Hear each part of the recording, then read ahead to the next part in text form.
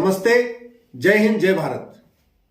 आज बात करते हैं फर्जी मुकदमों की और किस तरीके से फर्जी मुकदमों के कारण लाखों परिवार बर्बाद हो चुके हैं।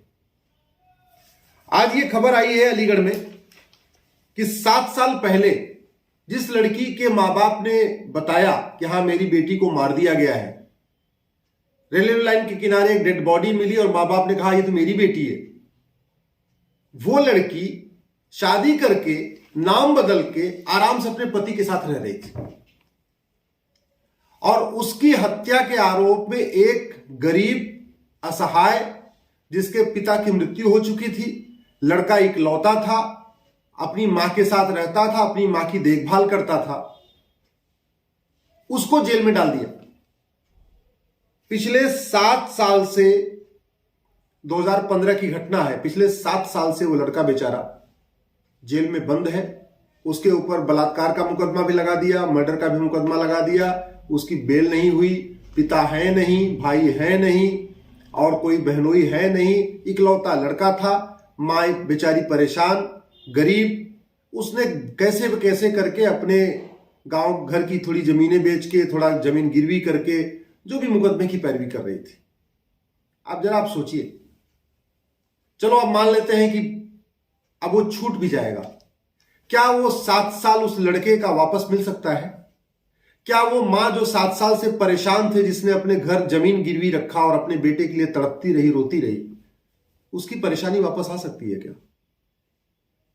इस लड़के का नाम ही विष्णु था और आपको याद है इलाहाबाद हाईकोर्ट से भी एक विष्णु तिवारी छूटे थे, उनके ऊपर भी SC ST का मुकदमा लगा दिया था, रेप का मुकदमा लगा दिया था और 20 साल तक वो जेल में थे।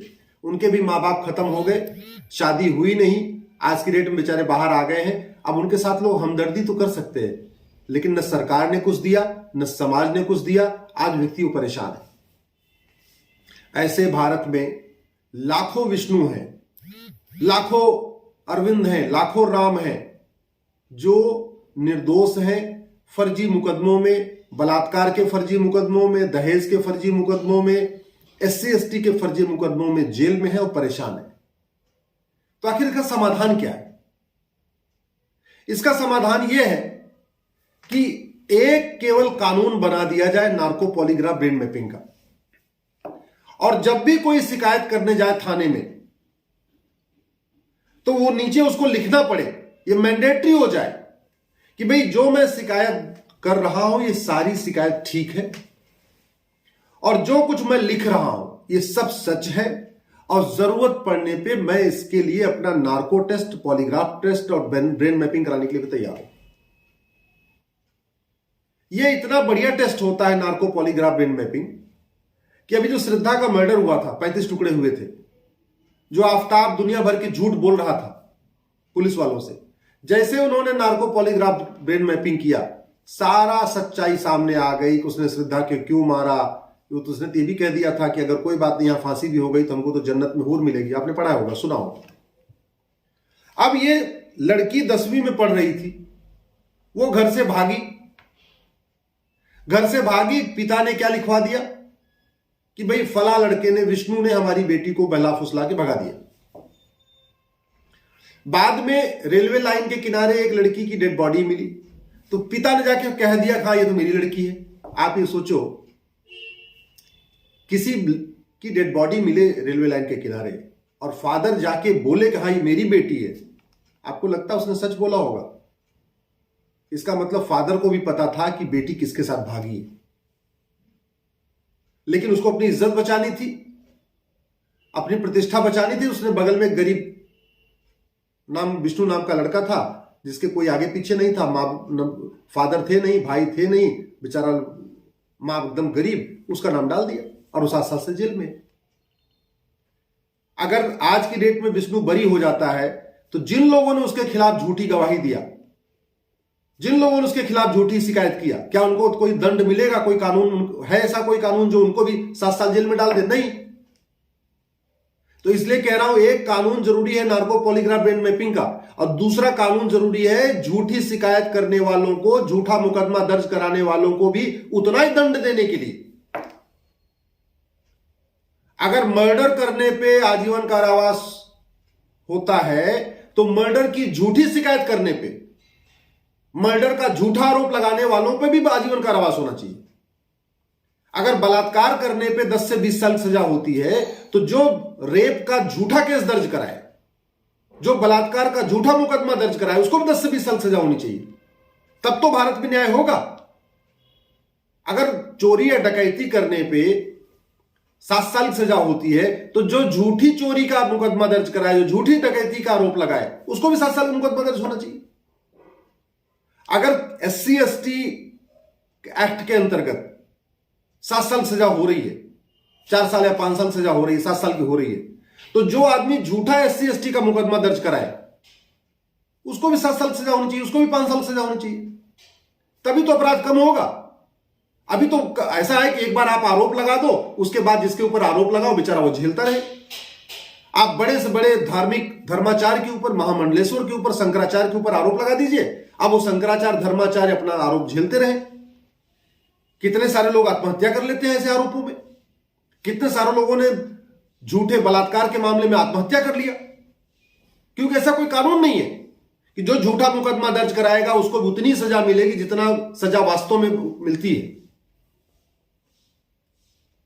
मैं सरकार से निवेदन करता हूं, आप थाने में कंप्लेन जो दर्ज होती है उसका एक फॉर्मेट बनाइए, स्टैंडर्ड फॉर्मेट बनाइए। ऐसे नहीं कि कोई किसी भी जाके कागज पे लिख के जा जाए। आप थाने में कंप्लेन करने का स्टैंडर्ड फॉर्मेट बनाइए और नार्को पॉलीग्राफ ब्रेन मैपिंग कानून बनाइए।